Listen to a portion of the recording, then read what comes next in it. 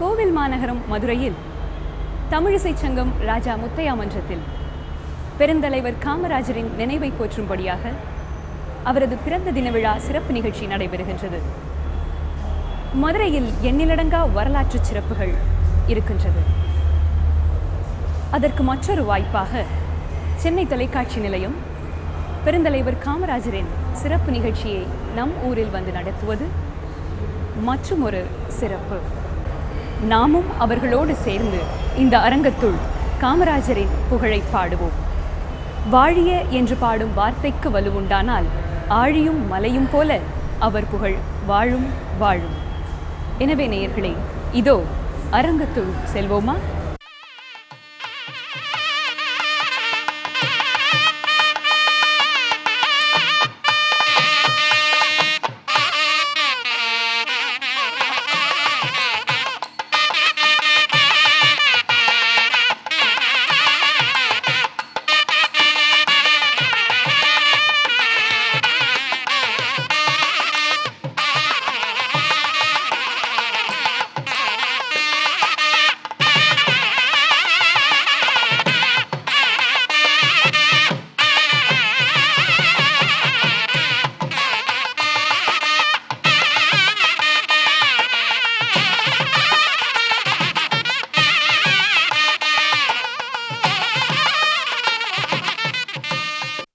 உலகத்தரமான தலைவர் காமராஜ் அவர்கள் எந்த அளவிற்கு தமிழனுக்கு, இல்லை இல்லை இந்தியனுக்கு, இல்லை இல்லை மனித குலத்திற்கு உயர்ந்த மனிதராக வாழ்ந்து காட்டினார் என்பதை இந்த மாநகர் மதுரை மட்டும் தெரிந்து கொள்ளக்கூடாது, உலகமே தெரிந்து கொள்ள வேண்டும் என்கிற வகையில் இந்த பட்டிமன்றம் நிகழ்கிறது.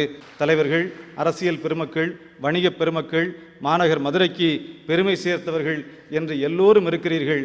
வந்திருக்கிற எல்லோரையும் இரு கரம் குவித்து வருக வருக என்று வரவேற்று நிறைவு செய்கிறேன். நன்றி, வணக்கம். அன்பிற்குரிய பெரியவர்களே, பெருந்தலைவர் காமராஜருடைய பிறந்த நாள் விழாவினை சென்னையிலே வைத்துத்தான் நடத்த வேண்டும் என்று பொதிகை நண்பர்கள் விரும்பினார்கள். ஆனால் நான் விரும்பினேன் அது மதுரையிலே நடக்க வேண்டும் என்று.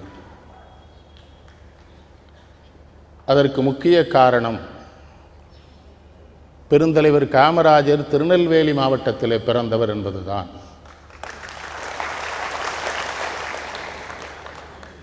இப்பொழுது இருப்பவர்களுக்கு அதிலே சந்தேகம் வரக்கூடும். விருதுநகரிலே பிறந்தவர் எப்படி திருநெல்வேலி மாவட்டத்திற்கு சொந்தக்காரர் என்று. திருச்செந்தூர் இடைத்தேர்தலிலே டிடி கிருஷ்ணமாச்சாரி என்கிற அந்த மிகப்பெரிய நிதி அறிஞர் போட்டியிடுகிற பொழுது தலைவர் காமராஜர் டிடிகேக்காக அங்கே பிரச்சாரம் செய்கிறார். அப்பொழுது சொல்லுகிறார், என்னுடைய நண்பன் டிடிகேக்கு நீங்கள் எல்லாம் வாக்களிக்க வேண்டும், நான் உங்கள் மாவட்டத்தை சார்ந்தவன், வாக்கு கேட்க வந்திருக்கிறேன் என்று. கூட்டத்தில் இருக்கிற இளைய நண்பர் ஒருவர் கேட்கிறார், நீங்கள் விருதுநகர்காரர், நீங்கள் எப்படி எங்கள் மாவட்டத்துக்காரர் என்று. தலைவர் காமராஜர் சிரித்து கொண்டே சொல்லுகிறார், நீ கேட்பேன்னு தெரியும்னே, நான் பிறக்கிற பொழுது என் ஊர் திருநெல்வேலி மாவட்டத்திலே தான் இருந்தது, ஆகவே நான் பிறந்தது திருநெல்வேலி மாவட்டத்தில் என்று காமராஜர் பதில் சொன்னார். அது மட்டுமல்ல, காமராஜர் கோவிலுக்கு போக மாட்டார் என்கிற செய்தி ஒன்று உண்டு. ஆனால் அந்த தேர்தலிலே டிடி கிருஷ்ணமாச்சாரியாரோடு திருச்செந்தூர் முருகன் கோவிலுக்கு தலைவர் காமராஜர் போகிறார். சட்டையை கழற்ற வேண்டும், தலைவர் காமராஜர் சட்டையை கழற்றி விட்டார், கிருஷ்ணமாச்சாரி சட்டையை கழற்றவில்லை. எல்லோரும் வற்புறுத்துகிற பொழுது காமராஜர் சொல்லுகிறார், சும்மா கழட்டுன்னே. அவன் எதுக்கு யோசிக்கிறான் தெரியுதா, அவன் பூநூல் போட்டிருக்க மாட்டான், அதுக்காக கலத்த மாட்டேங்கிறான், கலந்து சொல்லு. காமராஜர் என்கிற தலைவரை மிகப்பெரிய அறிவுடையவர் என்றோ மிகப்பெரிய மேதை என்றோ சொல்லியெல்லாம் எனக்கு பழக்கம் இல்லை. ஆனால் காமராஜர் ஒரு மனிதராக வாழ்ந்தார் என்று சொல்ல வேண்டும். ஏனென்றால் யாரெல்லாம் மனிதனாக இருக்க முடியுமோ அவன்தான் தலைவனாக இருக்க முடியும் என்று நான் கருதுவதனாலே, தலைவனாக இருப்பவனெல்லாம் மனிதனாக முடியாது, ஆனால் மனிதனாக இருப்பவன் தான் தலைவனாக இருக்க முடியும். அவர் மனிதனாக இருந்தவர். மனிதனுக்கு மேலே தெய்வம் கிவம் என்றெல்லாம் சொல்லுவது தவறு, அவரே அதை ஒத்துக்கொள்ள மாட்டார். இந்த உடுநேம்பர் திருநெல்வேலியில் ஒரு மாநாடு, அவர் மேடையில் இருக்கிறார். ஒரு நண்பர் பேசுகிறார். எங்கள் தலைவர் காமராஜர் எழுந்து நின்றால் அவர் தலை இமயத்தில், கால்கள் குமரியில், கைகள் கடற்கரையில்ங்கிறார். என்ன ராட்சசங்கிரியா? ஏய், என்னடா கிறுக்க மாதிரி பேசுற? என்ன ஹிந்து பத்திரிகை எடுத்து காட்டுறார் ஒரு முக்கியமான செய்தியை. நீ எம்ஏ படிச்சிருக்கிற, படித்த பிள்ளைன்னு நினைச்சேன், இந்த செய்தியை பேசுவியா மக்களுக்காக? தலை இமயத்தில் இருக்கான், அடக்கிருக்கேன், படித்தவன்லாம் அப்படி. ஆனால் அந்த நாடு எப்படி ஆகும்னார். புகழுரைகளை விழும்பாதவன் எவனோ அவன் தலைவன். அதுக்கப்புறம் தான் அவரை தலைவருங்கணும். புகழுரைகளை ரொம்ப யாராவது புகழ்ந்தான்னா எச்சரிக்கை ஆயிடுவார். அவன் வெளியே போனோன்னே சொல்றாரு, ஏதோ தப்பு பண்ண போறான் போல தெரியுதுன்னு. அவனை கவனி, எதுக்கு என்ன இவ்வளவு பேசுறான்? நமச்சிவாயம் போய் குமுதத்தினுடைய ஆசிரியர் எஸ்ஏபியை அழைத்துக் கொண்டு காமராஜரை பார்த்து உங்கள் வாழ்க்கை வரலாறு எழுதணுங்கிறார். இவர் இப்படியே கொடுக்க மாட்டேங்கிறார். எதுக்குன்னு என் வாழ்க்கை வரலாறு விடுங்கிறார். தொடர்ந்து 10 முறை எஸ்ஏபியும் நமச்சிவாயம் பார்க்குறாங்க.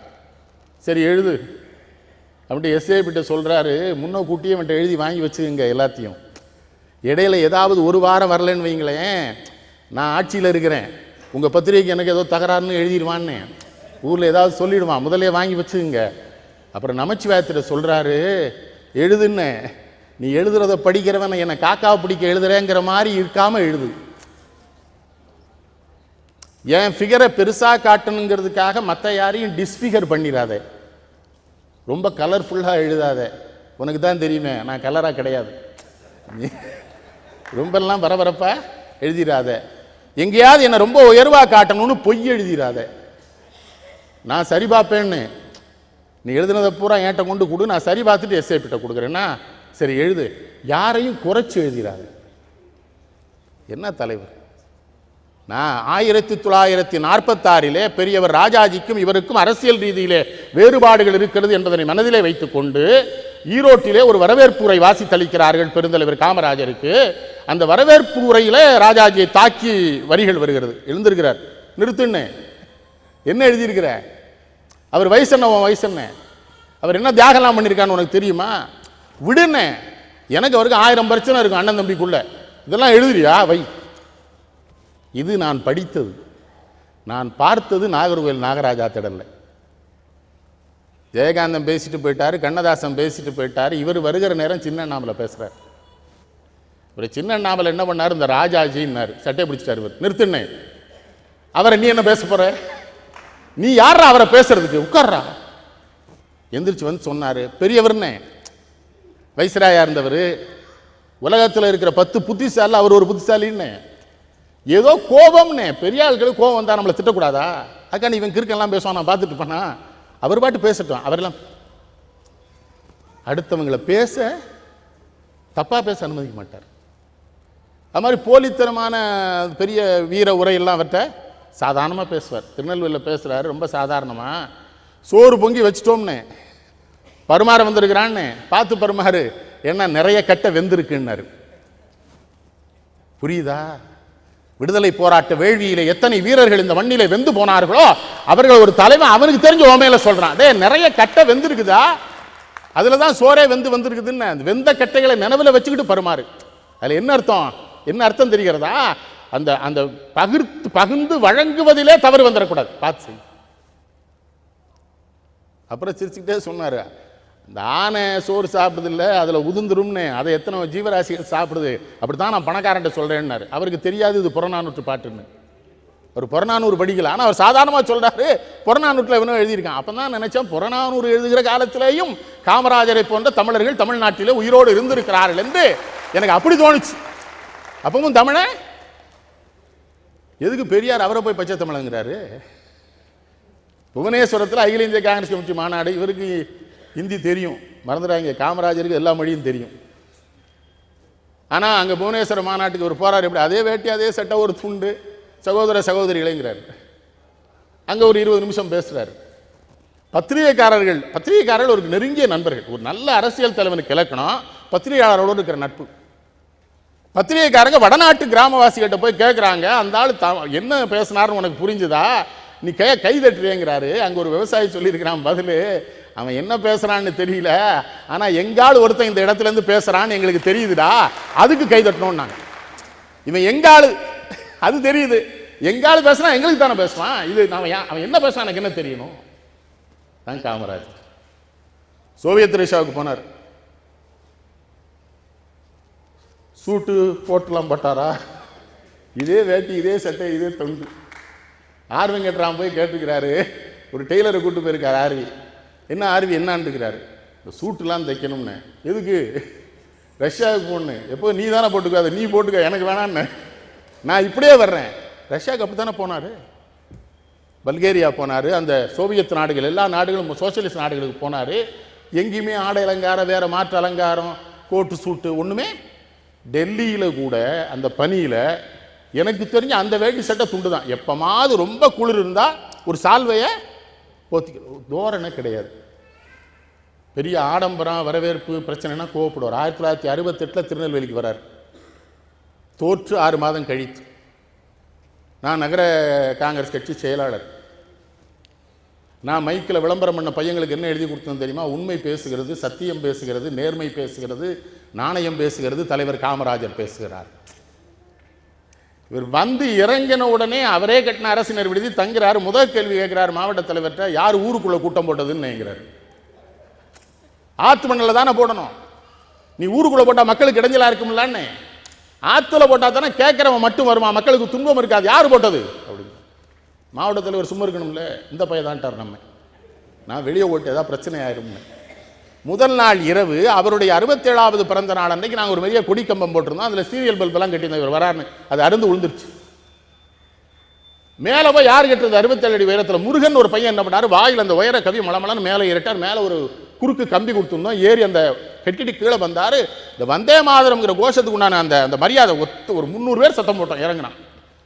விவரம் இல்லாமல் அவனை கொண்டு இவர்கிட்ட விட்டு, ஏன்னா மேலே ஏறி கட்டியிருக்கான்ல, அவனுக்கு ஒரு பொண்ணா ஒரு கதராடை பொறுத்தோம்னு இவர்கிட்ட கொடுத்தோம். ஒரு அடி அவனுக்கு விட்டார். முதல்ல மலார்னு விழுந்து நாங்கள் ஒரு வயலும் இல்லை, ஓடிட்டோம் எல்லாரும். ஏன்னா அவனுக்கே அடி விழுது. கேட்டார், உனக்கு அறிவு இருக்கான்னு? 67 பேர் கம்பத்தை உன்னை எவன் ஏற சொன்னான்னு? நீ செத்து போனா அவங்க அப்பனு ஆத்தாளுக்கு யாருடா பதில் சொல்றது? காமராஜ் வந்தான், அவனுக்கா ஒரு பிள்ளை செத்து போனான்னு சொல்லுவானடா. நீ எல்லாம் உயிரோடு இருக்கிறது வாழ்றதுக்கு தானடா. நாங்க அடிபட்டோம், நீ ஏன்டா சாகணும்? கிறுக்கு பையலங்கிறார். உன்னை ஏற சொன்னவன் யாருங்கிறார்? நான் ஒருத்தன் இங்கே இல்லை, நாங்க 5 கிலோமீட்டருக்கு அங்கே போயிட்டோம். அவனுக்கு அந்த அடி விழுது, ஏற சொன்னவனுக்கு. இன்னொருவன் வீட்டு பிள்ளை இறந்து போய் விடக்கூடாது என்கிற எச்சரிக்கை உணர்வோடு இருந்த ஒரு தலைவன் எவனும். சென்னையில் ஒரு போராட்டம், அடிபட்டு மண்டை உடைஞ்சு தொண்டர்கள்லாம் ரத்த வெள்ளத்தில் இருக்காங்க. கண்ணதாசன் கட்சியில் சேர்ந்த புதுசு. இந்த அடிபட்டவன்லாம் மேடைக்கு வர்றாங்க, கூட்டு வராங்க. இவர் கேட்கிறார், என்னண்ணே அவன் எல்லாம் ஆஸ்பத்திரி கூட்டு போய் இங்கே கூட்டு வரேங்கிறாரு. மக்கள்கிட்ட காட்டணும், இந்த கிறுக்குத்தனம்லாம் பண்ணாதண்ணே, செத்து போயிருவான். ஏற்கனவே ஒரு பேர் செத்து போயிட்டாங்கிறான். எவன்டா பதில் சொல்றது? முதல்ல ஆஸ்பத்திரி கொண்டு போய் மேடை கொண்டு வராத. அப்ப கண்ணதாசன் சென்னையில் இருக்கிற ஒரு காவல்துறை அதிகாரியை கொஞ்சம் கடுமையா பேச ஆரம்பிக்கிறாரு. நிறுத்துண்ணே, அவன் என்ன பண்ணுவான்? அதிகாரியை பேசாத, அதிகாரி விட்டு பெண்களை பேசாத, நிறுத்து, தப்பு. என்ன தலைவர் பார்க்க முடியுமா அப்படி தலைவரை? திருநெல்வேலிக்கு வரார். ஒரு பிரபலமான சட்டமன்ற உறுப்பினருடைய திரைப்பட அரங்கத்தை திறந்து வைக்க வரார். மாவட்ட ஆட்சித்தலைவர் பசுபதியப்பன், அவர் ரொம்ப நேர்மையானவர் அதிகாரி. அவர் என்ன பண்ணார், திரைப்பட அரங்கத்தை போய் பரிசோதித்து பார்த்தாரு. பார்த்துட்டு என்ன பண்ணிட்டாரு, வயரிங் சரியில்லை, பெயிண்ட் சரியில்லை, மக்களுக்கு இடைஞ்சல் இருக்குன்னு சொல்லி என்ன பண்ணாரு, அனுமதி தர மறுத்துட்டார் மாவட்ட ஆட்சித்தலைவர். முதலமைச்சராக தலைவர் காமராஜர் வந்து இறங்கியாச்சு திரைப்பட அரங்க திறக்க. ஒரு தொண்டம் போய் பக்கத்தில் சொன்னா, அந்த கலெக்டர் லைசன்ஸ் தரலன்னு. நீ எதுவும் சரியா பண்ணிருக்க மாட்டா, தந்திருக்க மாட்டாங்கிறாரு. அவன் அடுத்து நைஸா ஒரு வார்த்தையை போட்டான். கலெக்டர்கிட்ட போய் கேட்டோம்யா, முதலமைச்சர் வராருன்னு சொன்னோம். அந்த ஆள் சொல்றான், நான் ராஜினாமா பண்ணிட்டு எலெக்ஷன் நின்று முதலமைச்சர் ஆயிடுவேண்டா, உங்க காமராஜ் நினைச்சா ஐஏஎஸ் ஆக முடியுமான்னு கேட்கறான் போடுறான். இவர் என்ன பண்றாரு, சிரிக்கிறாரு. ஒரு 5 நிமிஷம் கேட்க சரியா தானடா கேட்டிருக்கான். கிறுக்கு பயலு, நான் கலெக்டர் ஆக முடியுமாடா முட்டா பயலு, உன் சேட்டையில என்ன அசிங்கப்படுத்திருக்கிறிய நீ? அட கிறுக்கன் போ. அவரை எம்எல்ஏ கூட்டா, நான் வர்றேன் திறந்து வைக்கிறேன்னு. அவன் லைசன்ஸ் வந்த அப்புறம் நீ தியேட்டர் ஓட்டிக்க திறந்து வச்சுட்டார். மறந்துடாதீங்க, மாவட்ட ஆட்சித்தலைவர் அவருடைய பங்களாவில் இருக்கார். எதிர்பார்க்கல அவர் மறுநாள் காலையில் முதலமைச்சர் கார் அங்கே போய் நிற்கி மாவட்ட ஆட்சித்தலைவர் வீட்டில். மாவட்ட ஆட்சித்தலைவர் வீட்டில் இவர் நினைச்சா அவர் இங்கே வந்து போறார். அவர் வர்றார் வெளியே. வணக்கம் தம்பி, நீங்க படிச்ச பிள்ளைகள்லாம் அப்படி நேர்மையா நாணயமா இருந்தா தாயா நாங்க விடுதலைக்கு பாடுபட்டதுக்கு அர்த்தம். இந்த நாடு அப்பண்டாயா உருப்பிடும். ரொம்ப மகிழ்ச்சி, பாராட்ட தான் வந்தேன். நன்றி. ஒரு காப்பி இருந்தா கொடுங்க, குடிக்கிறேன். அது எதுக்கு தெரியுதா? அவன் பதறிடக்கூடாது. காப்பு மகன் படிக்குதா, நல்லா படிக்கணும்யா, பெரிய ஆளா வரையா. என்ன இருந்த இடத்துல மாவட்ட ஆட்சியில் வர சொல்லாமே நேரே. எப்படி ஆள் திருநெல்வேலியில் சுற்றுப்பயணம் பண்ணுறாங்க, ஒரு ரயில்வே கேட்டு, ரயில் வருது, கேட்டை போட்டான். எல்லா நேரத்துலையும் சில பேர் கொஞ்சம் அதிகமாக தன்னை பற்றி காட்டிக்கிற அதிகாரிகள் இருப்பாங்கல்ல. ஒரு காவல்துறை அதிகாரி அவசரமாக ஓடிப்போய் அந்த கேட் கீப்பரை கேட்டை தராங்கிறாரு. இவர் பார்த்துட்டார், இந்த அவனை கூப்பிடுங்கிறாரு. பக்கத்தில் போயிட்டான். என்ன கேட்டை திறக்க சொல்லியா? ஆமாம். ரயிலில் அடிபட்டு நான் சாகணும்னு நினைக்கிறியா? இல்லை, உனக்கு என்ன நோக்கம்னு எனக்கு புரியல. ஆமாம், அப்படியே யாருண்ணா இந்தா ரயில் போகிற பொழுது மக்கள் யாரும் அதில் மாட்டிக்கிறோட, காடு தம்ப கூட, அதுக்கு தானே அதை கேட்டு போட்டிருக்கு, அதுக்கு தானே அவனை வேலைக்கு வச்சிருக்கு. அவனை போய் திறங்கிறிய. எஸ்பி போய் ஐயாண்ணா இவனை வேற எதுக்காக அது மாற்றி ஊரை கெடுத்து போடுவான்ட்டாரு. இவன் ஊருக்குள்ளே வச்சிருக்கிறாதான் இங்கே இவன் தப்பு பண்ணிவிடுவான். பார்க்குறாரு பாருங்க. கேட்டு திறந்து இல்லை, கார் கடந்து போகுது, போக விடலை, கார் நிறுத்தினார், இறங்கினார். அந்த கேட் கீப்பருக்கு வேத்து, வாண்ணே நீ பண்ணதான் சரி, ஜனாதிபதியாக வந்தால் நீ திறக்கப்படாதுன்னு, இந்த இடத்துக்கு நீ தான் எஜமான், நான் இல்லைன்னு. நான் தமிழ்நாட்டுக்கு முதலமைச்சராக இருக்கலாம், ஆனால் இந்த கேட்டுக்கு யார் எல்லாம்? நீ தான் முதலமைச்சர், பிரதம மந்திரி, ஜனாதிபதி. நான் வரட்டுமா? பயப்படாத. கேட்ட உடைச்சிருவானே.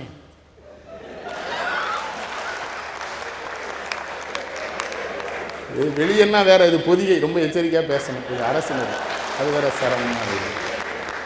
என்ன போயிட்டார். அங்கதாங்க சேர்மாதேவியில் தான் ஒரு ரயில்வே கேட்டில் நிற்கிறாரு. இந்த ஒரு பையன் மாடு மேய்ச்சிட்டு இருக்கிறான். அவனை கூப்பிட்றாரு, என்ன மாடு மேய்க்கிற, பள்ளிக்கூடம் போலையா? அவனுக்கு இவரை தெரியாது. சினிமாவில் நடித்தா முதலமைச்சராக இருக்கிறாரு, அவனுக்கு அடையாளம் தெரியாது. அதனால் அவன் என்ன பண்ணா, பள்ளிக்கூடத்துக்கு போனால் யார் யார் கஞ்சி ஊற்றுவான்றாங்கிற. அப்போ ஒரு அதிகாரி அந்த பையன்ட்ட போய், ஏன்னா இவர் நிறுத்துன்னு, அவனுக்கு என்ன தெரியுமா? என்ன நீ அவன்கிட்ட கோவப்படுற? அவனுக்கு அவன் நாட்டு முதலமைச்சரே தெரியலன்னா அவன் எவ்வளவு கேவலமான நிலைமையில வாழ்ந்துட்டு இருக்கா. அதுக்கு நம்மளாடா பொறுப்பு, நீ அவன்கிட்ட எப்படா கோவப்படலாம்? கேட்டாரு, கஞ்சி ஊத்துனா பள்ளிக்கூடம் போவியா? அவன் ஏறாருங்க பார்த்தான், அவரை கஞ்சி நீங்க ஊத்துறீங்க போயான்ட்டான். அவனுக்கு தெரியாது, சிரிக்கிறாரு. நேர சென்னைக்கு வந்த உடனே NT சுந்தரவடிவேலுவை கூப்பிட்டு, இந்தாப்பா சோறு இல்லாமல் பல பிள்ளைகள் பள்ளிக்கூடத்துக்கு போகாமல் இருக்கிறான், ஒரு நேரம் சோறு போட்டு அவனை பள்ளிக்கூடத்துக்கு வர வைக்கணும், ஏழை வீட்டு பிள்ளைய, அதுக்கு ஏதாவது திட்டம் கூடங்கிறார். 2 நாளுக்கு மதிய உணவு திட்டம் யார்? NTS கொடுக்குறாரு. புரியுதா? எப்படி ஆழவர். சின்ன சின்ன விஷயங்கள் நான் பார்த்துக்கேன். ரொம்ப நகைச்சுவை உணர்வு உண்டவர். திருப்பூருக்கு போயிருக்காரு, இப்பவும் இருக்கார் சத்தார். என்ன ரகு சத்தார்னு இன்னொரு புகைப்படம் நம்பர், ரொம்ப வயசாகிட்டு இருக்கிறாரு. ஒரு இஸ்லாமிய, நல்ல கருப்பாக இருப்பார். கருப்புனா சரியான கருப்பு. பெரியவர் பேசியிருக்கார், ஒரு 10 இடத்துலேருந்து ஃபோட்டோ எடுக்கிறார். யார்? சத்தார். இவர் திடீர்னு நிறுத்திட்டார், பேச்சை நிறுத்திட்டு, இப்போ எதுக்கு என்ன இவ்வளோ ஃபோட்டோ எடுக்கிறேன், என்னையும் எவனாவது பார்க்க போகிறானாங்கிறாரு. அவரும் கருப்பு, இவரும் கருப்பா, என்னது போட்டு இவ்வளோ சிரமம்? 10,000 பேர் சிரிக்கிறான் திருப்பூர் மக்கள். பாருங்க அவர் எவ்வளோ சாதனை. நிறுத்தினேன், 10 எடுக்கிறாங்க.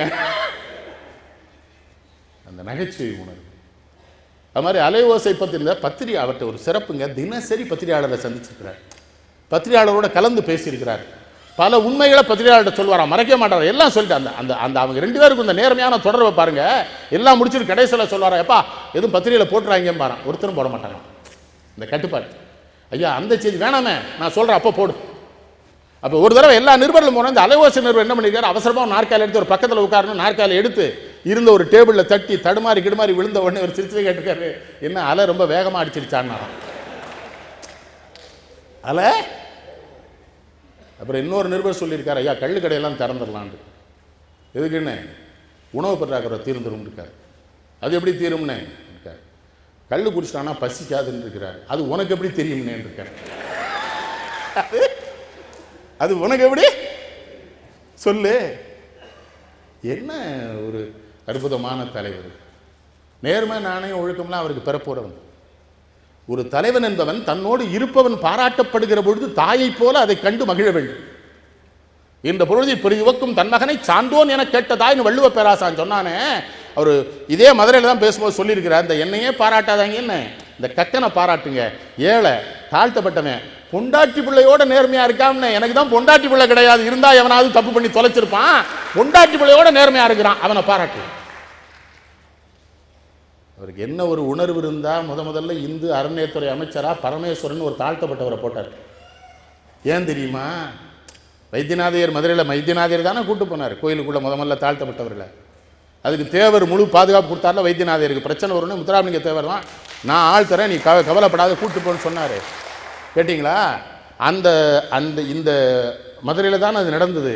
இவர் மனசுக்குள்ளே, காமராஜர் மனசுக்குள்ளே என்ன நினைப்பு, இவங்களை விடுறதுக்கு ரொம்ப பிரச்சனை பண்ணாங்கல்ல, ஒரு அரிஜனையே மந்திரி ஆகிட்டா அவன் எல்லா கோயிலும் வரவேற்று தானே தீரணும்.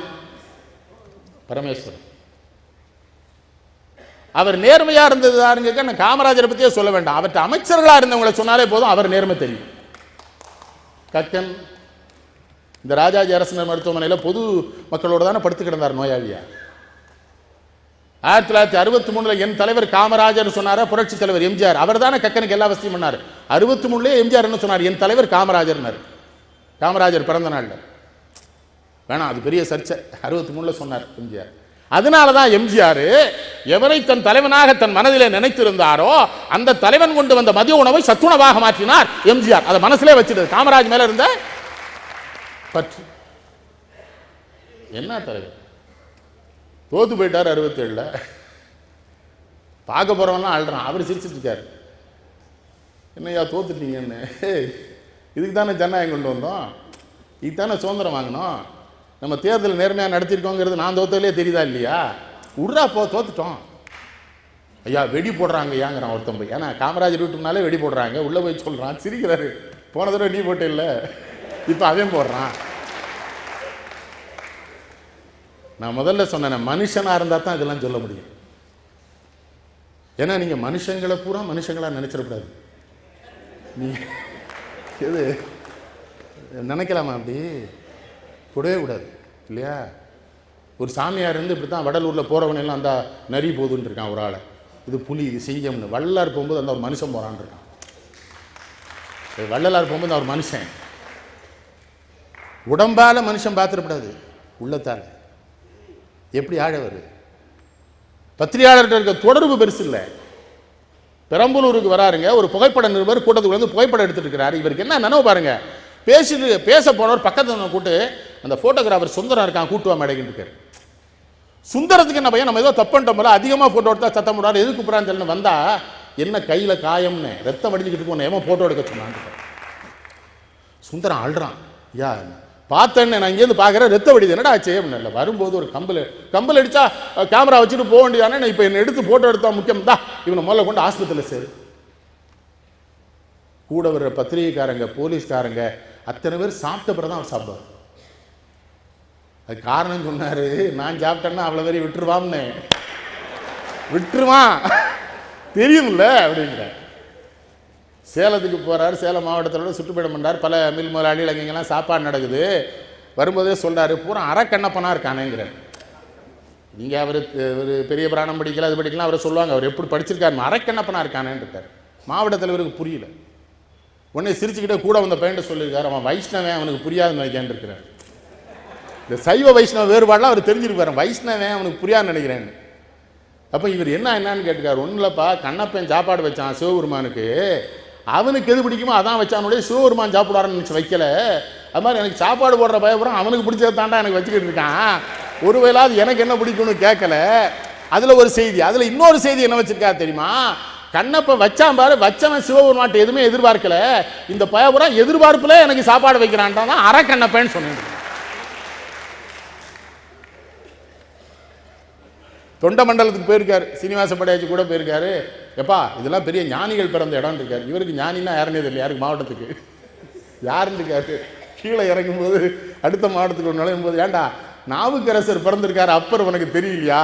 கிறுக்காட்டு நிறைய படிப்பார். என்ன பள்ளிக்கூடத்தில் படிக்கல, பள்ளிக்கூடத்தில் படித்தா கெட்டு போகணும் அவருக்கு யாரும் சொல்லி கொடுத்துருக்கான். நம்ம என்ன பண்ண முடியும்? என்ன மணி, நான் அப்படி தானே தப்பிச்சேன், நான் படிக்கல இல்லை, தப்பிச்சிட்டேன்ல. அதனால தான் நான் காமராஜன் உண்மையான தொண்டனை. பள்ளிக்கூடத்தில் கெடுத்து போடுவாங்கன்னு நமக்கு தெரியும். அவருக்கு அது ஓடி வெளியே என்ன வெறும் பள்ளி படிப்பு தானே சொல்லிக் கொடுப்பீங்க, மனிதனாக வாழ்வதற்கான படிப்பை சொல்லித்தல. அவர் வெளியில் படிச்சிருக்காரு. அதை எத்தனை தெளிவா ஒரு திண்டுக்கல்லுக்கு பக்கத்தில் ஒரு கிராமத்தில் ஒரு மில்லுக்கு அனுமதி கொடுக்குறாரு. நிருபர்கள் போய் கேட்குறான், என்னங்க அவ்வளோ உள்ள தள்ளி அனுமதி கொடுக்குறீங்க? ஒன்றும் இல்லைப்பா, அது ஒரு 60 கிராமம் தாண்டி அந்த மில்லு துவக்குறான்.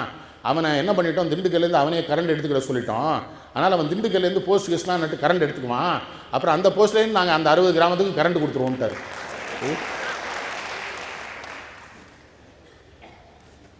அறிவு. சென்னையில் ஒரு பேருந்து ஓட்டுநர் ஒரு மாணவனை அடிச்சுட்டார், பெரிய தகராறு. மாணவர்கள் ஊர்வலம், கோட்டைக்கு வந்தாச்சு ஒரு முதலமைச்சர். அந்த கண்டக்டரை உடனே டிஸ்மிஸ் பண்ணுங்கிறான். கீழே வந்தார், என்னப்பா அப்படியா, இந்தா அவன் எந்த ரூட், அவனை டிஸ்மிஸ் பண்ணிட்டான். மாணவர்கள் காமராஜர் வாழ்க வாழ்கன்னு போயிட்டான். இவர் போயிட்டார். அறையை போய் 1.5 மணி நேரம் கழிச்சு அந்த கண்டக்டர் வந்து நிற்கிறான். என்னப்பா எந்த ஊர்? செங்கல்பட்டு. உங்கள் வீட்டில் எத்தனை பேர் வேலை பார்க்குறாங்கய்யா? நான் ஒருத்தன் தான். கிறுக்கு பிள்ளையா இருக்கிறிய, பள்ளிக்கூடத்து பிள்ளையிட சண்டை போடலாமா? என்னய்யா ஐயான்னு. அவன் ஒன்று, ஐயா என்னை டிஸ்மிஸ் பண்ணிட்டீங்களாமேன்னு. அப்படி சொன்னா தான் அவன் போவான்னு. இது டிஸ்மிஸ்லாம் பண்ணல, செங்கல்பட்டில் இருக்கா கொஞ்ச நாள், இங்கே வேணாம், அவனுக்கு பார்த்துருவான். ஒரு பிரச்சனையை தீர்த்துட்டார். பார்த்தீங்களா? படிப்பு வேற, அறிவு வேற.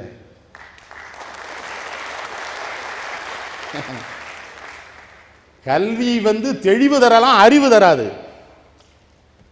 அறிவு பிறப்பில் வரணும். அது அவருக்கு பிறப்பில் வந்தது. அதனால அவர் சொல்லிக்க மாட்டார். அதெல்லாம் என்ன படிக்காதவன் சொல்கிறாங்களான்னு நான் எங்கேயாவது படித்தேன்னு எவன்டையாவது சொன்னேன் நான் கேட்டார். நான் சொல்லவே இல்லை, ஏன்டா சொல்கிறான்? திருநெல்வேலியில் என்ன அதெல்லாம், இந்த தாமிரபரணி ஆறு எங்கே உற்பத்தி ஆகுதுன்னு எனக்கு தெரியும்னே. அது எந்த ஊர் வழியெல்லாம் ஓடி வருதுன்னு எனக்கு தெரியும்னே. அதில் எத்தனை இடத்துல அணை கட்டியிருக்காங்கன்னு எனக்கு தெரியும்னே. அந்த அணை எந்த வருஷம் கட்டினா, எந்த இன்ஜினியர் கட்டினா, அதுக்கு என்ன செலவாச்சுன்னு எனக்கு தெரியும்னே. இந்த தாமிரபரணி எத்தனை குளங்களுக்கு பாசனத்துக்கு போகுதுன்னு எனக்கு தெரியும்னே. இது எத்தனை இடத்துல வாய்க்கால போகுதுன்னு எனக்கு தெரியும்னே. அந்த குளங்களில் எங்கெங்கே பாசனம் நடக்குன்னு தெரியும்னே. அங்கே என்னென்ன விளைச்சல் விளையுதுன்னு எனக்கு தெரியும்னே. இதுக்கு தீர்வு என்னன்னு தெரியும்னே. இந்த ஆற்றுக்கு குறுக்க எத்தனை ஊரில் பாலம், சின்ன பாலம், பெரிய பாலம் கட்டியிருக்கான்னு தெரியும்னே. அதை எவன் கட்டினான்னு தெரியும்னே. எந்த வருஷம்னு தெரியும்னே. என்ன கழுத, எனக்கு பூகோளம் தெரியாதுன்னேன்னாரு. அப்பா பாப்பா பாப்பா, நான்லாம் மிரண்டிருக்கேன் அவரை பார்த்து. பெத்த தாயை போய் பார்த்தானா அந்த தலைவன்? எப்பவுமோ போனால் போயிருக்கார். ஊரில் இருந்து பிள்ளைகள் ஒரு தண்ணி குழாய் வச்சு கொடுத்துருக்கான், பெருசு. வெளியில் தண்ணி எடுத்துட்டாங்க. இந்த ஆள் போன ஒரு அம்மா பார்க்கல, இது என்னதுங்கிறார். குழாய் பாருங்க, எதுக்கு? பிள்ளைய வச்சு கொடுத்தாங்க. அப்படியா? ஏன் வெளியே போய் தண்ணி எடுக்கக்கூடாதுன்னு 300 ரூபாய்க்கு அவனுக்கு குழாய் வச்சு கொடுத்து அங்கே 30,000 ரூபாய்க்கு திருட்டுத்தனம் பண்ண வருவான்னு குழாயை முதல்ல கலத்து. தான் வீட்டை விட்டு போகிறதுக்குனால குழாயை கலத்திட்டு போனாரே. முடியுமா? ஜீவா எப்படி விடால்? ஜீவா சிராவையில் ஜீவா ஒரு ஆசிரமம் வச்சிருக்கிறாரு. மகாத்மா காந்தியடிகள் இங்கே போகிறாரு. காந்தியடிகள் நிர்ணயிக்கிறாரு, ஆசிரமம் வச்சிருக்காருன்னா பணக்காரனாக இருக்கணும் நினச்சிட்டு உனக்கு எவ்வளோ சொத்து இருக்குதுன்னு கேட்குறாரு ஜீவாட்ட. ஜீவானந்தம் பதில் சொல்கிறாரு, இந்தியா தான் என் சொத்துன்னாரு. காந்தியடிகள் சொன்னார், இல்லைப்பா நீ தான் இந்தியாவின் சொத்துன்னாரு. தலைவன்கள்லாம் எவ்வளவு நேர்மையாக அன்பாக இருந்திருக்கானுங்க பாருங்க. இந்த ஜீவா தாம்பரத்தில் இருக்கார். எங்க? குடிசையில். காமராஜர் அங்கே வரார், முதலமைச்சர். காரை நிறுத்திட்டு, ஏப்பா ஜீவா இங்கேயே தான், இங்கே தானே எங்கேயோ இருக்கிறான்னு சொன்னாங்க, எங்கே இருக்கிறான்? இறங்கி வேட்டியை மடிச்சுக்கிட்டு சாக்கடையெல்லாம் தாண்டி பார்க்க போகிறேன். என்ன ஜீவா? நோய்வாய்ப்பட்டிருக்கிறாரு, மருந்து வாங்க பணம் இல்லை. அவன் மனைவிட்ட சொல்லியிருக்காரு, நான் உனக்கு ஒரு வேலை கொடுப்பேன், இல்லைன்னா மருந்து வாங்க பணம் கொடுப்பேன். இந்த சண்டாள பைய வேணாம்பானே, வாங்க மாட்டானே. உனக்கு ஒரு வீடு தரேன்டா ஜீவாங்கிறார். அவர் சொல்லார், எனக்கு வீடு வேணாம் காமராஜ், இந்த நிலம் பூரா இங்கே இருக்கிற ஏழைகள் இருக்கான்ல, இவங்களுக்கு பட்டா போட்டு கொடுங்கிறார். அவர் ஒரு சின்ன பிரச்சனை. அங்கே இருக்கிற காங்கிரஸ்காரர் குறைஞ்ச நிலம் போதுங்கிறார், ஜீவா அதிகம் வேணுங்கிறாரு. இது முதலமைச்சர் அங்கே வர்றாரு. அந்த காங்கிரஸ்கார வீட்டுக்கு போகும்போது ஜீவா வரட்டும்னு கூப்பிட்டு விடாரு. ஜீவா உட்கார்றாரு. ஜீவா என்ன பண்ணியிருக்காரு, கொஞ்சம் கோபத்தில், காமராஜ் இந்த காங்கிரஸ்காரன் சட்ட பாக்கெட்டில் இருக்கான்னு இருக்கிறாரு. போய் உட்கார்ந்த உடனே அந்த காங்கிரஸ்காரர் என்ன பண்ணியிருக்காரு, ஐயா நீங்கள் என் சட்ட பாக்கெட்டில் இருக்கேன்னு ஜீவா சொல்ல. ஜீவா தானடா சொல்கிறாப்புல, ஜீவா தவிர அவர் யாரா நம்மளை சொல்ல முடியும்? அவன் எவ்வளோ பெரிய ஆள் சொல்லட்டும். சொல்லிட்டு சிரிச்சா சொன்னா, ஜீவா நீ இப்போ என் கட்சியில் இல்லை, நான் இப்போ அவன் பாக்கெட்டில் தானே இருப்பேன், நான் உன் பாக்கெட்டில் இருக்கேன்னு தான்டா நினைக்கிறேன், நீ என் கூட இல்லையேன்னாரான். என்ன அடுத்த முறை தாம்பரம் போகிறாரு, அவ்வை தொடக்கப்பள்ளியை துவங்கி வைக்க காமராஜ். மனசை பாருங்க, நிறுத்துறாரு. ஜீவா இருக்கானா பாரு, இறங்கி போகிறார். ஜீவா இந்த அவ்வை தொடக்கப்பள்ளியை திறந்து வைக்க போகிற வரியாங்கிறார். அப்போ ஜீவா சொல்கிறாரு, அதுக்கு அடிக்கல் நாட்டினதே நான் தாங்கிறார். ஒருத்தனை என்கிட்ட சொல்லியே, வா நீ போ காமராஜ், நான் வர்றேன் கொஞ்ச நேரத்தில். ஏன்டா நீ போய நான் வரேங்கிறார். அரை மணி நேரம் கழிச்சு ஜீவா போகிறாரு. ஏன்டா அப்போவே என் கூட காரில் வந்திருக்கலாம்ல. இல்லைடா ஒரு வேட்டி தான் இருந்ததுடா, துவைச்சி காய போட்டிருந்தேன், உடுத்திட்டு வர்றதுக்காக தாண்டா காணும். தேசபக்தம் உனக்கு தெரியுமா? அதான் காமராஜ். ஜீவாவுக்கு தெரிஞ்சால் ஒத்துக்கிட மாட்டான். ஜீவாவுக்கு தெரியாமலே ஜீவா மனைவிக்கு ஒரு வேலை போட்டு கொடுத்துட்டார், அவன் கஷ்டப்படக்கூடாது. கடைசி நிகழ்ச்சியில் ஜீவா சொல்கிறாரு, இந்த காமராஜ் பரங்கி மலை பக்கத்தில் குண்டக்குடி அடிகளார் இடம் தரேங்கிறாருப்பா, இந்த தியாகிகளுக்கெல்லாம் சேர்ந்து ஒரு நகரம் கட்டிடலான்னு பார்க்குறேன், அதுக்கு நீ உதவி பண்ணுமேங்கிற. தாராளமாக பண்ணிடுவோம், சாமி தரேங்கிறாரா, பண்ணிடுவோங்கிறார் இவர். 2ஆம் நாள் ஜீவா மரணப்படுக்க. முதல் வார்த்தை சொல்லியிருக்கிறார், மனைவிக்கு ஃபோன் பண்ணியிருக்காரு. 2வது வார்த்தை காமராஜுக்கு தகவல் சொல்லியிருக்காரு. எப்படி தலைவனுங்க நினச்சா, நமக்கு காமராஜெல்லாம் நினச்சா சில நேரம் காமராஜரை பற்றி நான் பேசிய ஒலிநாடாவை கேட்டுட்டு திருநெல்வேலியில் சில மாணவர்கள் கேட்குறா, இப்படி ஒருத்தர் இருந்தாரா? அவர்கிட்ட மந்திரி இருந்தார் தெரியுமா, ராமையா. இறந்து போனார்யா சென்னையில். சொந்த ஊர் புதுக்கோட்டைக்கு அவர் சடலத்தை கொண்டு வர காருக்கு வாடகை கொடுக்க அவர் குடும்பத்திட்ட பணம் இல்லை, மந்திரியாக இருந்தவர். உங்களுக்கு நினைவு இருக்கிறதா? மீனவர் குலத்து பெண், கன்னியாகுமரியை சேர்ந்தவங்க, லூர்தம்மாள் செய்மன். இப்போ 8 மாதத்துக்கு முன்னால் அநாத நிலையத்தில் இறந்து போனாங்க காமராஜ்கிட்ட மந்திரியாக இருந்தவங்க. இதிலிருந்தே காமராஜர் எவ்வளவு நேர்மையாக இருந்திருப்பார் என்று உங்களுக்கு தெரியவில்லையா? அவர் அமைச்சர்கள் எப்படி இருந்திருக்கிறார், இதை வச்சுல அவரை பார்க்கணும். நல்ல சனால் சக்கரமண்டார் யார் விடுங்க, அவர் காங்கேயம் பண்ணையார், அவர் பூவராகம பிறப்பாலே பெரிய பணக்காரர் பிள்ளை, சிஎஸ் ஒரு பெரிய குடும்பத்து பிள்ளை, அது வேற. இவன் பூரா ஏழை. விருதுநகரில் ஒரு கொலை, பேருந்து நிலையம், காவல்துறை பொறுப்பு கக்கன்ட்ட. பெரியவர் இரவு கூப்பிடுறாரு, யாரு? கக்கனை. இந்த விருதுநகரில் கொலை நடந்தது எல்லாத்தையும் அரெஸ்ட் பண்ணியாச்சா? கக்கன் பண்ணியாச்சியா?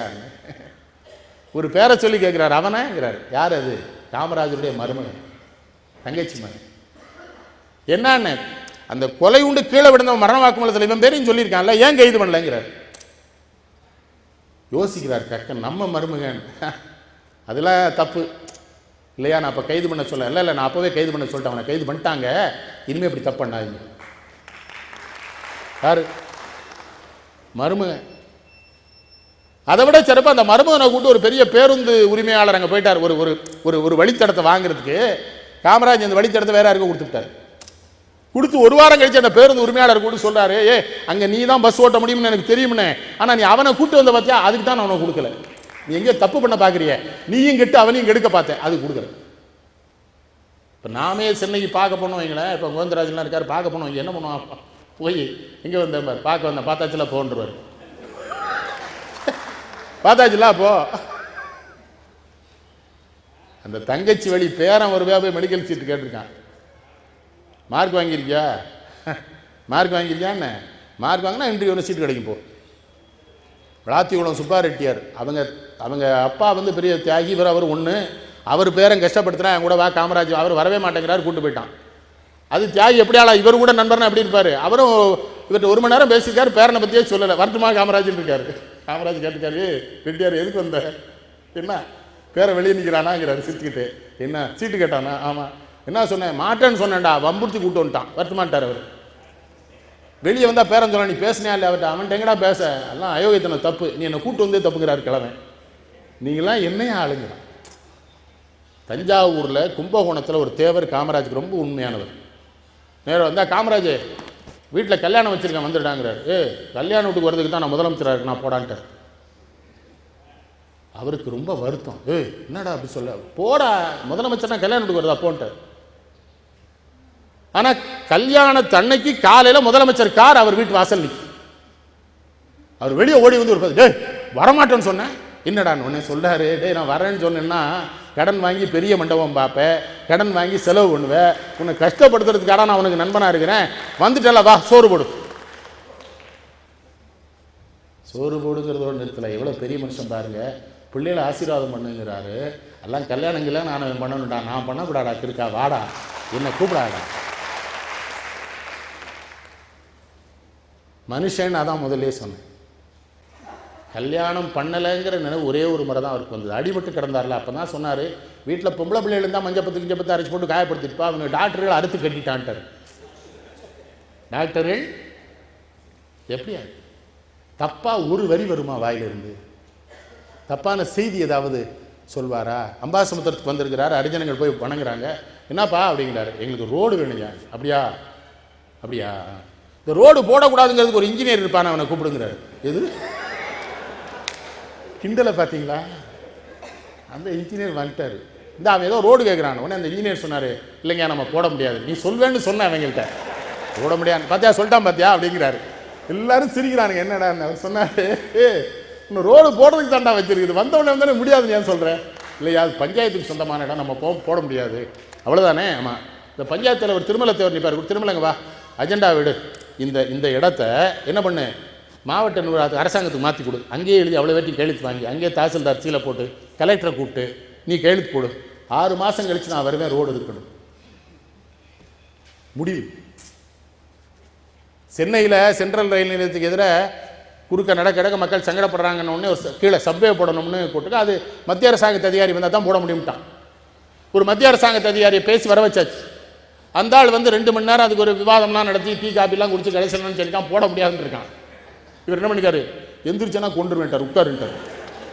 ஏன்டா டெல்லியிலேருந்து உனக்கு ஏரோப்ளேன் டிக்கெட் வாங்கி கொடுத்து உன்னை கூட்டு வந்து நான் பாதை பண்ணணும்னா முடியாதுன்னு சொல்லுகிறார் அதிகாரி. முடியணும், என்ன செய்யணுமோ செய், மேலே நான் பேசிக்கிறேன். பண்டித ஜவஹர்லால் நேரு என்கிற அந்த மாபெரும் மனிதன் இவரை பார்த்தாலே சிரிப்பாராம். இவர் டெல்லிக்கு பார்க்க போனால் என்ன இவர் கூட ஆர்வி சிஎஸ் பக்தவச்சல் எல்லாம் போயிருப்பாங்களாம். என்ன காமராஜ் வரான் உத்தரப்பிரதேசம், அந்த அப்போல்லாம் வட மாநிலங்கள்லாம் ரொம்ப முன்னேறணும், இப்போ தானே முன்னேறி இருக்கிறான்.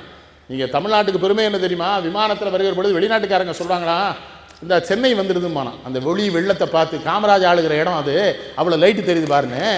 இவர் என்ன பண்ணுவாராம், எந்த மாநிலத்துக்கெல்லாம் ஒதுக்கின நிதி அந்த மாநிலம் வாங்கலை அதெல்லாம் தெரிஞ்சு வச்சுக்கிட்டு இவங்களெல்லாம் கூட்டு போகிறது. நேரு என்ன பாரான், இல்லை யூபிக்கு எவ்வளோ ஒதுக்கிருக்கிறீங்க, இங்கே அவங்கெல்லாம் வாங்கலை, அது தமிழ்நாட்டுக்கு கொடுங்க. நேரு சிரிப்பாரான், சரி நான் ஃபினான்ஸ் மினிஸ்டர் சொல்கிறேன், வாங்கிக்கங்க காமராஜ். இன்னொரு சிறப்பு பாருங்க, சத்தியமூர்த்தி ஐயர் தான் இவரை வளர்த்தார் இல்லையா. முத்துராமலிங்க தேவர் இவருக்கு உதவியாக இருந்தார் தேர்தலில். இவர் பதவியை திறந்தார்னு பாராட்டுறாங்க. இவங்க யாருக்குமே ஒரு விஷயம் புரியலைங்க.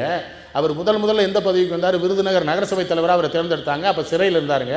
சிறையிலேருந்து வந்து 1 மணி நேரம் தான் நகரசபை தலைவர் பதவியில் இருந்தார். ராஜினாமா பண்ணிட்டு போயிட்டு, பதவியை ராஜினாமா பண்ணுறது ஒரு ஒன்றும் புதிய விஷயமே இல்லை, வேணாம் இந்த வச்சுக்கோ கொடுத்துட்டு போயிட்டார். அப்படியா, இவர் சத்தியமூர்த்தி ஐயர் வீட்டில் சாதாரண தொண்டனா தூங்கிட்டு இருந்திருக்கிறார். நேரு அங்கே தான் தங்குவாருங்க. காமராஜ் பயங்கர கொரட்டை விடுவார்.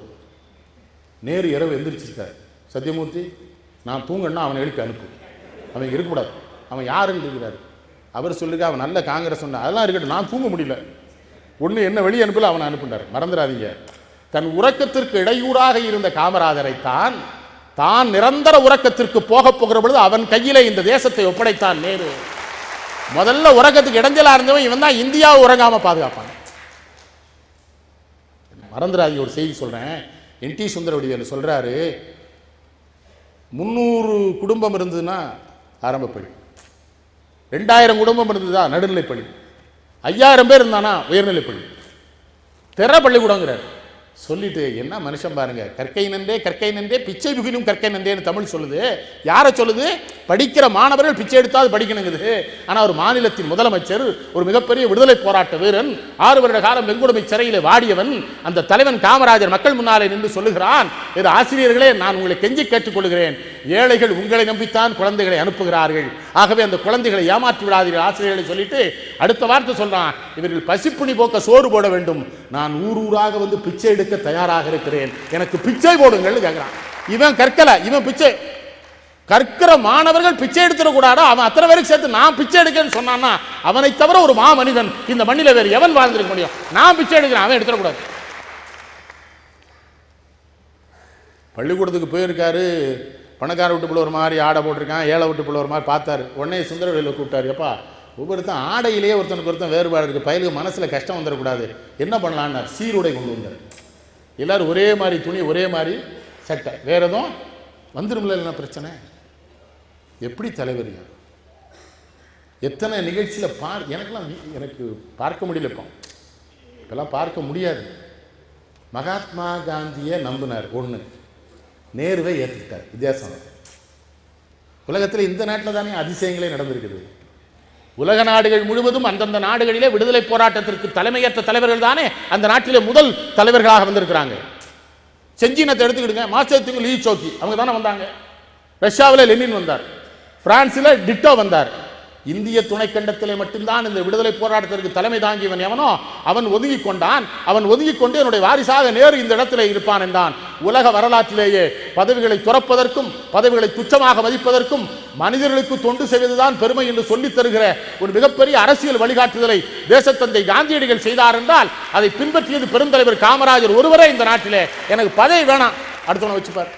இன்னொரு சிறப்புங்க, காரில் கிளம்பியிருக்கார், முன்னால் சைரன் அடித்து ஒரு போலீஸ் பேருக்கு வண்டியில் நிறுத்திட்டார். அவனை கூப்பிடு, நான் உயிரோடு தானே இருக்கேன், ஏன் சங்கு ஊதுறான்? ஐயா நான் முதலமைச்சர்னா அதான் வேண்டான்னு, இந்த காருக்கு பெட்ரோல் வீணாமல, இந்த போலீஸ்காரனுக்கு உனக்கு வேறு வேலை இருக்குல்ல, அதை போய் பாருண்ணே, இந்த மக்கள் வரிப்பணத்தை வீணா செலவிக்க பண்ணுறீங்கன்னா ஒத்த காரு போதும் போயிரு. அவன் பாட்டு சங்கு ஊதிட்டு போகிறான் முன்னால், நீ சொல்ல வேண்டாமா என்கிட்ட போ. ராஜாஜி தானே அவரை எதிர்த்தாரு, கட்சி ஆரம்பித்தார், இந்த கருப்பு காக்கா கல்லால் அடிங்கன்னா ராஜாஜி அவ்வளோ சொல்லியிருக்காரு. ராஜாஜி மருத்துவமனையில் கிடக்கிறார், இவர் ஓடுறார்.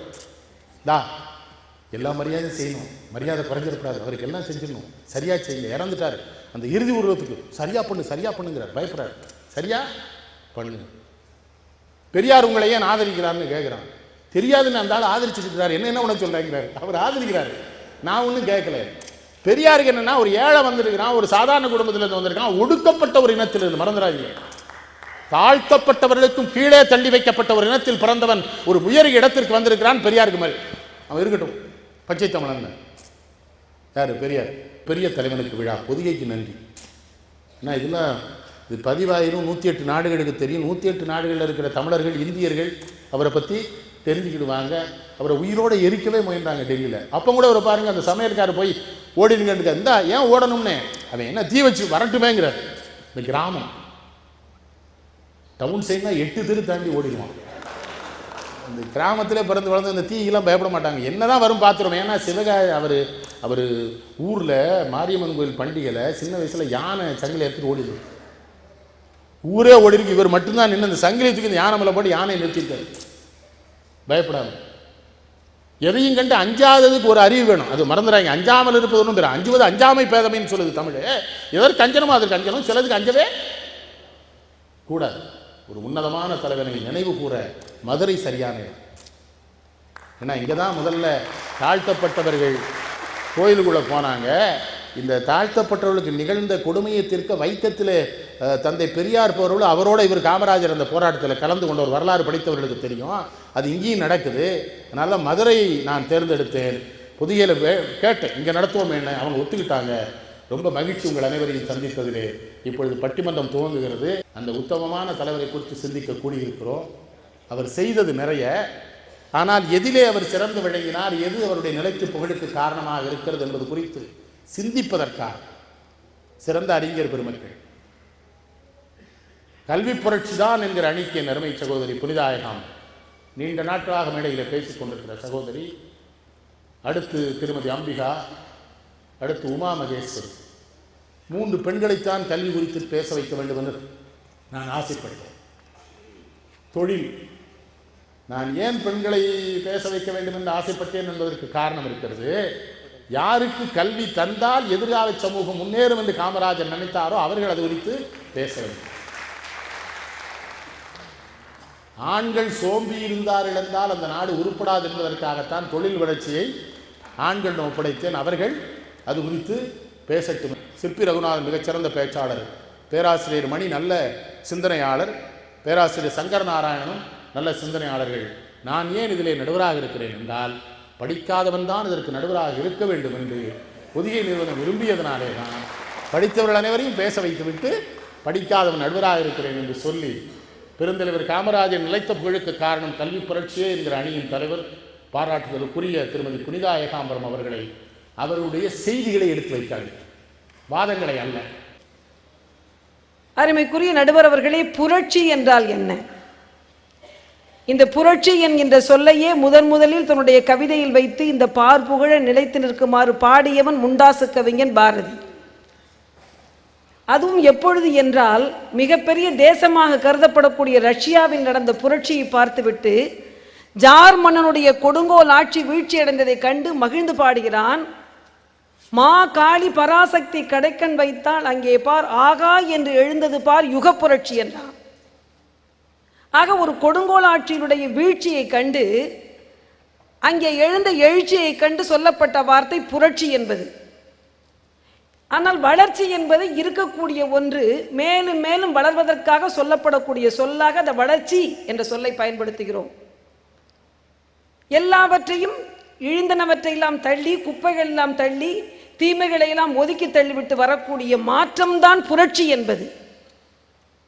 காமராஜர் அதுபோன்று கல்வியில் என்ன புரட்சி செய்தார் என்பதை பார்க்க வேண்டும். மனிதனாக வாழ்ந்திட வேண்டும், மனதில் வையடா என்றான் பட்டுக்கோற்றை. மாபெரும் சபைதனில் நீ நடந்தால் உனக்கு மாலைகள் விழ வேண்டும், ஒரு மாற்று குறையாத மன்னவன் இவன் என்று போற்றி புகழ வேண்டும் என்றார்கள். பதவி வந்து சேர வேண்டும். காமராசர் அவர்களுக்கு, பெருந்தலைவர் அவர்களுக்கு பதவி வந்தது, முதலமைச்சர் பதவி வந்தது. எப்பொழுது வந்தது, எதற்காக வந்தது? அதுதான் என்னுடைய அணியினுடைய வாதம். எப்பொழுதும் முதலமைச்சர் பதவி ஏற்றுக்கொள்ளக்கூடிய சூழ்நிலைக்கு அவர் தள்ளப்பட்டார். மூதறிஞர் ராஜாஜி அவர்கள் குலக்கல்வி திட்டத்தை அறிமுகப்படுத்தினார். முதலமைச்சராக இருந்தபோது அந்த குலக்கல்வி திட்டத்தை அறிமுகப்படுத்தினார். மிகப்பெரிய குழப்பம் ஏற்பட்டது.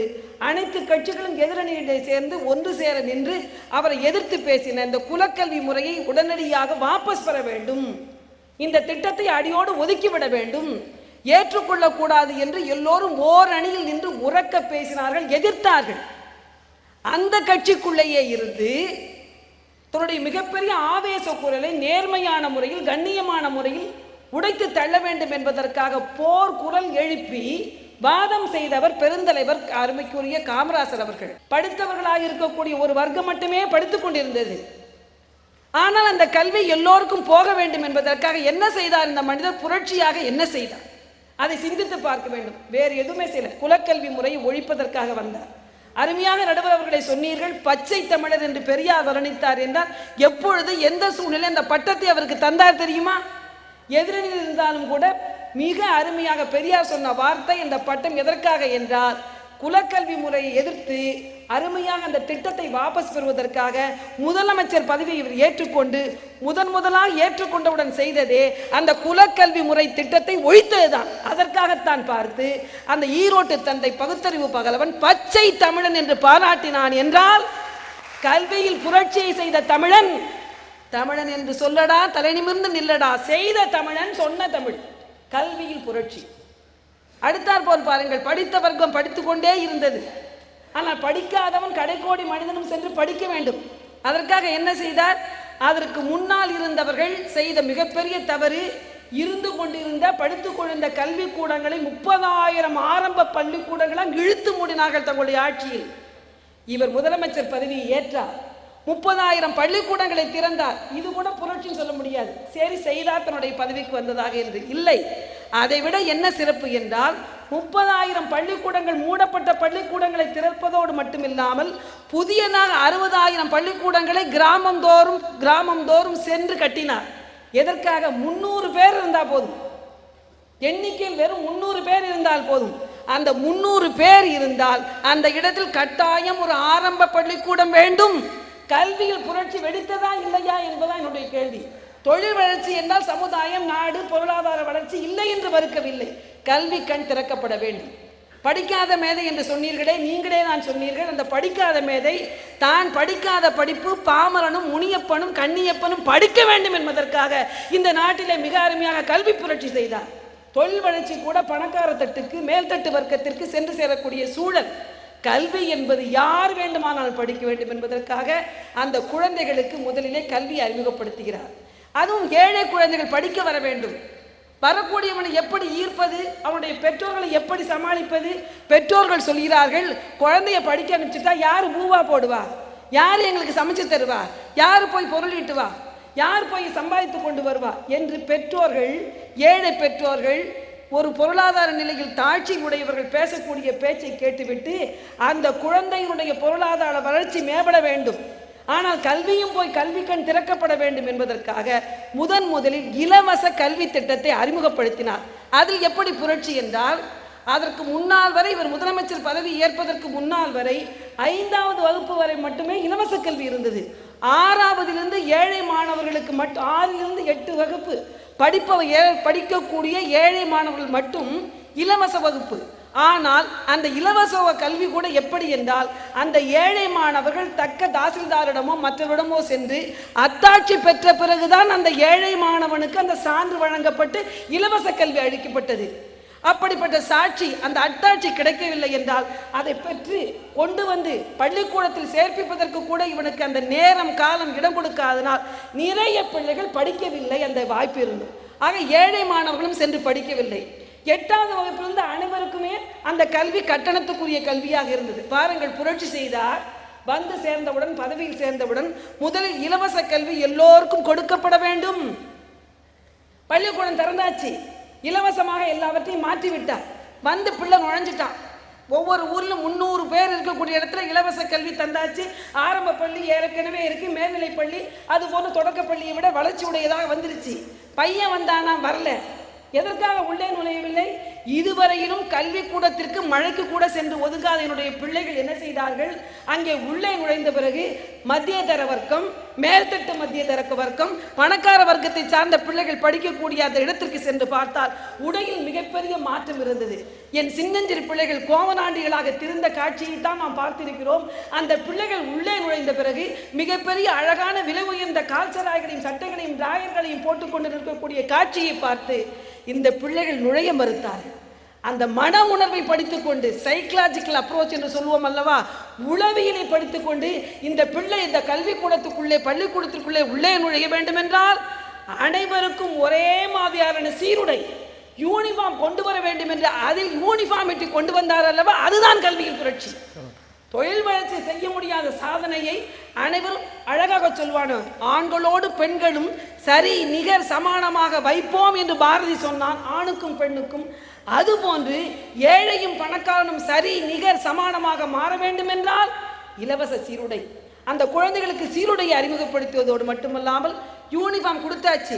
அந்த யூனிஃபார்ம் பெற்றுக்கொள்வதற்கு, அந்த சீருடையை வாங்குவதற்கு முடியுமா என்னால? அதற்காக ஏழை குழந்தைகளுக்கு மீண்டும் அந்த இலவச சீருடையை அறிமுகப்படுத்தினார். நினைத்து பாருங்கள், சிந்தனையை வலியுறுத்துவதற்கு, சிந்தனையை மேம்படுத்திக் கொள்வதற்கு, அறிவு தெளிவுபட இலவச கல்வி தந்தாகிவிட்டது. மேலே பார்க்கக்கூடிய காட்சியில் மாற்றம் ஏற்படக்கூடாது என்பதற்காக யூனிஃபார்ம் என்று சொல்லக்கூடிய சீருடையை அறிமுகப்படுத்தியாகிவிட்டது. அந்த பிள்ளை உள்ளே வந்து உட்கார்ந்து விட்டான். உட்கார்ந்த பிறகு வரக்கூடிய பிள்ளைகள் எல்லாம் பித்தளை தூக்கிலும், ஈயம் பூசப்பட்ட பித்தளை தூக்கிலும், எவர்சல்வ தூக்கிலும், கேரியிலும் சாப்பாடு கொண்டு வந்து மதிய உணவை சாப்பிட்டு கொண்டிருந்தார்கள். இந்த சுப்பனும் முனியப்பனும் நேற்று வரை மாடு மேய்த்து கொண்டிருந்த சிறுவன் இன்றைக்கு பள்ளிக்கூடத்திற்கு நுழைந்தவுடன் ஆத்தா பட்டு கொடுக்கக்கூடிய சோறு இல்லை. ஏனென்றால் ஆத்தாளும் அப்பனுமே காலை முழுதும் பாடுபட்டு இரவில் தான் அந்த கஞ்சியை கண்ணால் பார்ப்பார்கள். அப்படிப்பட்ட சூழலில் மிகப்பெரிய புரட்சியாக கல்வியில் என்ன செய்தார்? என் பிள்ளைகள் படிக்க வர வேண்டும் என்றால், அந்த நிழலில் ஒதுங்க வேண்டும் என்றால் அவனுக்கு வயிறார சோறிட வேண்டும், வயிற்றுக்கு சோறிட வேண்டும். இங்கு வாழும் மனிதருக்கெல்லாம் என்று பாரதி சொன்னது போல வயிற்றுக்கு சோறிட வேண்டும். இந்த வாடி வதங்கி கொண்டிருக்கக்கூடிய பள்ளி மாணவர்களுக்கு என்று சொல்லி மதிய உணவு திட்டத்தை அறிமுகப்படுத்தினார் என்றால் கல்வியில் செய்த புரட்சி அல்லவா? கல்வியில் புரட்சி செய்ய வேண்டும் என்று நினைத்த அந்த மாமனிதர் தன்னுடைய பதவியை மட்டும் வைத்து மிக அருமையாக அந்த திட்டத்தை போடவில்லை. ஒவ்வொரு ஊராக சென்று நிறைய மாநாடுகளை போட்டி மக்களை கூட்டி, இந்த கல்விக்காக உங்களிடம் கையேந்தி வந்து நிற்கிறேன், எனக்கு வேண்டியதை தாருங்கள், எனக்கல்ல என் பிள்ளைகள் படிப்பதற்கு வேண்டியதை தாருங்கள் என்று யாசிக்கிறார். மக்கள் யோசிக்கவில்லை, வாரி வாரி கொடுக்கிறார்கள். அதன் பிறகுதான் இலவச ஸ்லேட்டு, இலவச புத்தகம் என்று ஒவ்வொரு ஊரிலும் கிட்டத்தட்ட 6.78 கோடி ரூபாய் அவருக்கு வந்து சேர்ந்திருக்கிறது என்றால் பொருளாதார நிலையில் அந்த மக்களை உயர்த்த வேண்டும் என்பதற்காக அந்த புரட்சி இயக்கமாக மாற்றினார் என்கின்ற பெருமை அந்த பச்சை தமிழன் என்று பேசப்படக்கூடிய கர்ம வீரர் காமராசருக்கு போய் சேர்ந்திருக்கிறது என்றால் அருமையாக சொன்னான் கவியரசு காமராசர். சீசரை பெற்றதாயும் சிறப்புடன் பெற்றாள், நாசரை பெற்றதாயும் நலமுடன் பெற்றார், ராசரை பெற்றதாயோ நாடு புகழ்வதற்கென்றே பெற்றாள் என்ற அந்த அருமையான மணி வாசகங்களுக்கு ஏற்றவாறு நாடு புகழ வேண்டும் என்பதற்காக மட்டுமல்ல, நானிலம் செழிக்க வேண்டும் என்பதற்காக வந்த மாமனிதன் என்பதனால் அவர் நிலைத்த புகழுக்கு காரணமாக இருப்பது கல்வி புரட்சியே என்ற சொல் அணியினுடைய தலைமை ஏற்று அந்த தலைமை தந்தமைக்கு வாய்ப்பிற்கு நன்றி கூறி விடைபெறுகிறேன். நன்றி. அன்பிற்குரிய பெரியவர்கள் சொன்ன மாதிரி ரொம்ப சரியா முறையா சீசரை பெற்றதாயும் சிறப்புற பெற்றாள், நாசரை பெற்றதாயும் நலமுடன் பெற்றாள், காமராசரை பெற்றதாயும் நாட்டிற்கே பெற்றாள்னு முடிக்கிற பொழுது கண்ணதாசன் எப்படி முடிப்பார் என்னை ஆசையாய் பெற்றதாயோ அழுவதற்கென்றே பெற்றாயோ.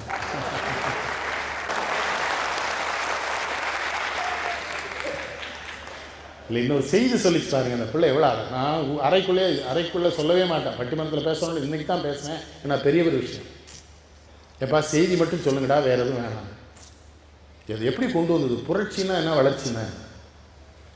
ஆகாவென்று எழுந்தது பார் யுகப்புரட்சி கொடுங்கோலன் ஜாரென்னும் பேர் இசைந்த பாவி அலறி விழுந்தான். எங்க ஐயனை மாதிரி எவையா பாடும்? இத்தனை செய்தி. அது சதிகாரர் சாய்ந்திட்டாருமா. என்னது? திமுதுமன மரம் விழுந்து காடெல்லாம் விறகான செய்தி போலே. மறந்துடாதீங்க, என்ன செய்தி? பாரதி செய்தி.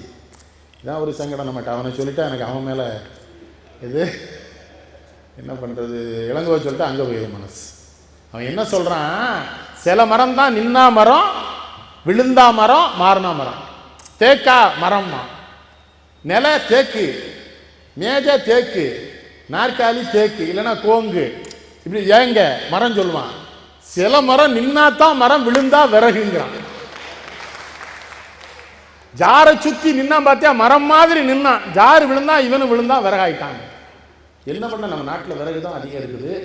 இப்போ சிற்பி ரகுநாதன் வருகிறார், தொழில் வளர்ச்சி.